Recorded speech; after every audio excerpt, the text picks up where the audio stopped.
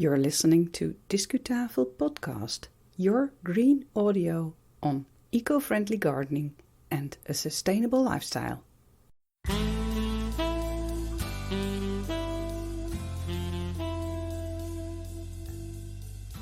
Hello, welcome to episode 127, release date January the 5th, 2023. My name is Yvonne Smit. What's up in this show?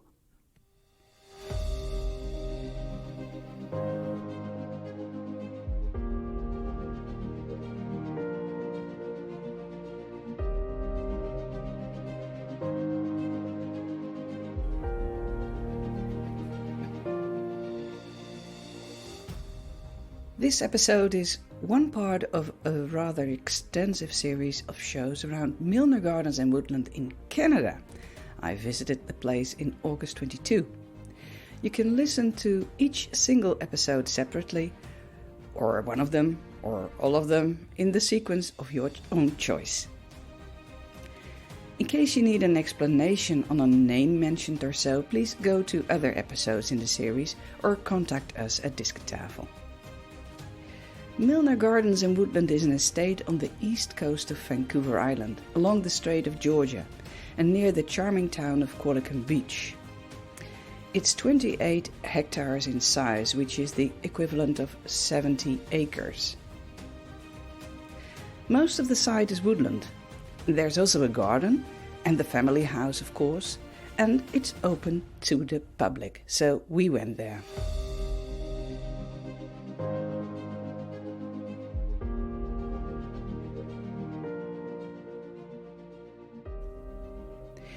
In this series, you get an audio impression of Milner Gardens and Woodland, and you'll learn a thing or two about the people behind the estate, the natural vegetation, the gardening style, the house with the stunning view, the special rhododendron collection, and the educational programs.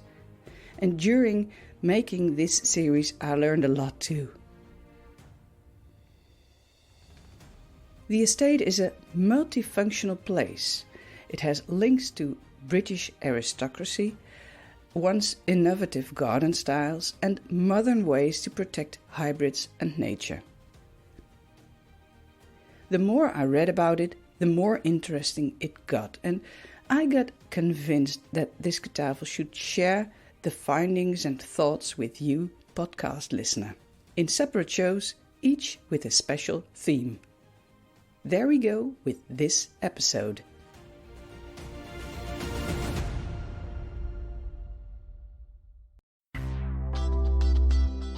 Discu knowledge. Milner Gardens and Woodland was the dream of one woman. Her name was Veronica Milner. She was the creative force behind this green paradise on Vancouver Island, and she is the central person in this episode of the series on her estate. What were her backgrounds? What were her ideas? Well, about her backgrounds.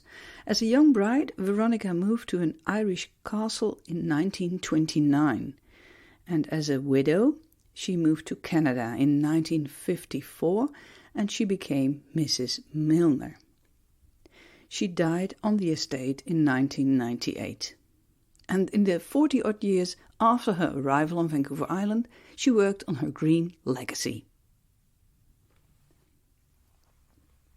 Perhaps this legacy is even more appreciated when you know a little bit more about her before you go, or before you listen to other Discutafel podcast episodes on these gardens. Although I did some preparation beforehand, before we visited the place, I wish I had done a little more, because I'm sure my experience would have been different and probably better. Veronica was the daughter of a British clergyman and liberal politician. His name was Ernest Amherst Villiers, so she is also known as Veronica Villiers. A photograph of her mother attracts my attention. I see a well-dressed lady with feathers on her head and an hourglass figure, looking in the lens with lots of self-confidence. Well, this lady was Sir Winston Churchill's niece, and so our Veronica could proudly say she was related to the Prime Minister. She was even related to Diana, Princess of Wales. Her own personality is a little mysterious to me. I read an interview with Jeff Ball. He is the estate's executive director. And according to him, she was a very interesting character with two distinct sides to her nature. He said in an article, he said, she could be fascinating and charming, and she could also be a tyrant. But she was a talented lady, that's for sure. She was a keen painter and a serious gardener. The bookshelves in her library at the family home contain many gardening books and magazines. She collected many of the trees and shrubs at the estate while on business trips abroad with her husband. She gathered plants from the temperate zones of the world, including a significant collection of rhododendrons. It was her vision that created a remarkable combination of garden and old-growth forest. Let's imagine ourselves now at Milner Gardens and Woodland. Where did the story of this estate start? Disco coverage. The house here, the family house here in Milner Gardens and Woodland, has been built by Mr. Noel Money. He served in the Second Boer War and the First World War, and then returned to Qualicum Beach. He made lots of money with his Qualicum Beach Hotel, and afterwards started the house in 1929 and completed it in 1931. But unfortunately his family didn't live there very long due to poor health of the inhabitants of the owners of the house. So the house was sold just 6 years later.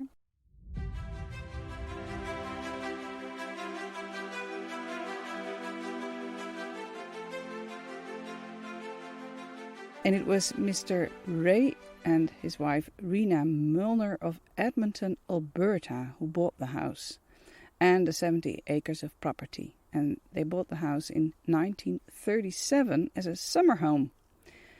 Both took an active role in developing the early stages of the garden.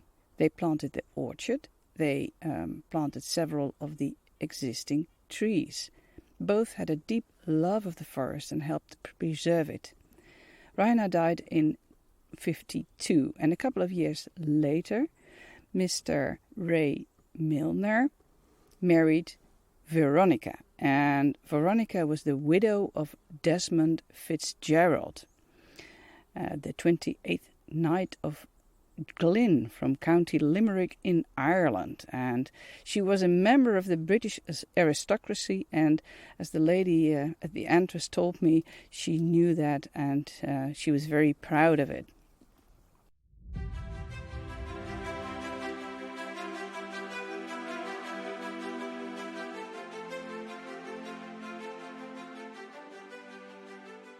Well, she had a well-known reputation as a difficult woman, this Veronica, but she was an artist with an unerring eye for beauty, and she spent many hours painting with friends in her garden, and several of her large paintings remain in the house today.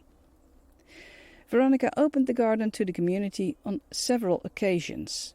She had many well-known visitors, and the lady at the entrance says that to us, and it's on all the signs and on all the brochures about this garden. Churchill's daughter was here, Prince and Princess of Wales were here, Queen Elizabeth was here, and Prince Philip as well.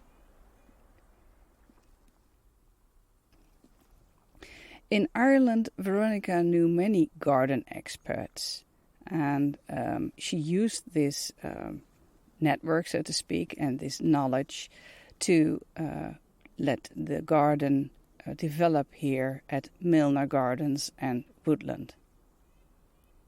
She created an exquisite Canadian adaptation of a wild garden nestled in the forest.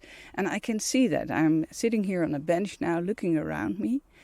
I happen to know a little bit how the natural places in these district look like, and when I look around me, it resembles the provincial parks here very much. Large trees reaching for the sky and thick undergrowth, usually evergreen scrubs. So she managed to make her woodland garden resemble the natural circumstances. After her husband died, the now mature garden was featured in several books and magazines, each accompanied by beautiful photographs.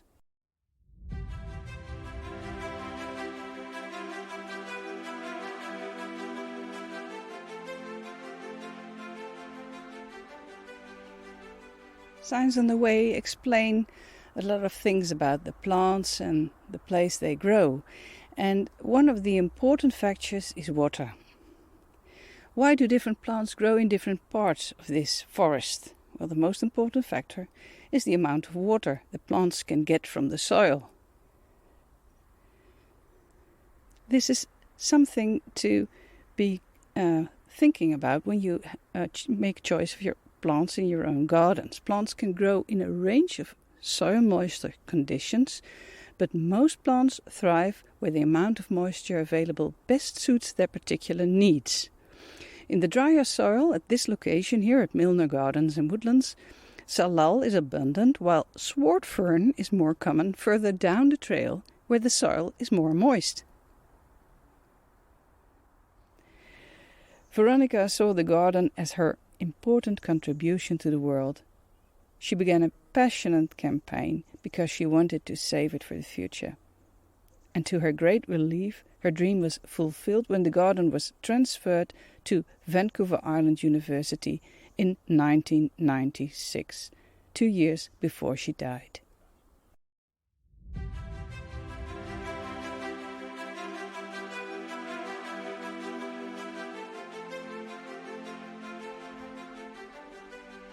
The garden is beautiful today as it is, but it seems that it has changed immensely over the years, from well-kept to states of disarray even. Cedar trees once lined the front driveway, but they were lost during a cold winter. There were also lots of red tulips in the garden, especially near the front door, but Veronica didn't like them. She thought the flowers to be vulgar. So we don't see any trace of tulips nowadays. Another fact to note is that Veronica believed fairies lived throughout the 10 acres of gardens. And that's why the organization now hosts the annual Fairy Houses event each summer in her honor.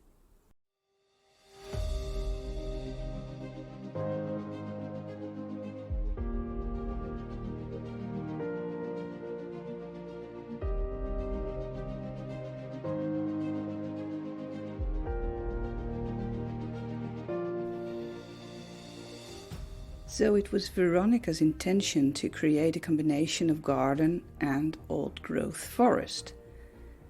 I can't help but think, though, that Veronica would be a little shaken by the current size of the garden.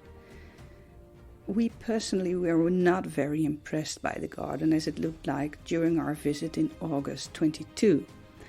Half-empty plant beds with plants which would seldomly grow together because they need different things.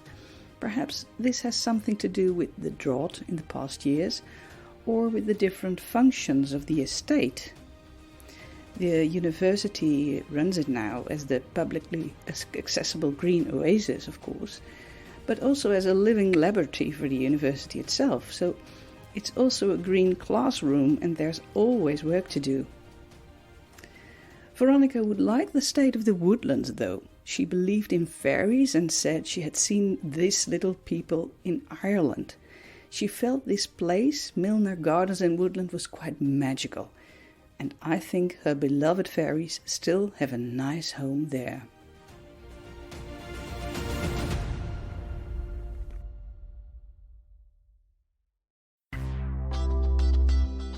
Discu finish. getting interested to know more about my adventures in Canada with gardens, I suggest go to our episode list, our podcast episode list, and you'll find it on your playlist on the streaming service you're using or on your podcast app. Depending on the date you hear this show, you will find one or more episodes on Canada. We also publish blogs on the subject on our website discutafel.nl. Thanks for listening to Discutafel podcast. We publish new green audio for you at least every 4 weeks, in Dutch or in English. The release date of the next English episode will be soon, but is not yet known. Just stay tuned. And in the meantime, let's go outside. And until next time.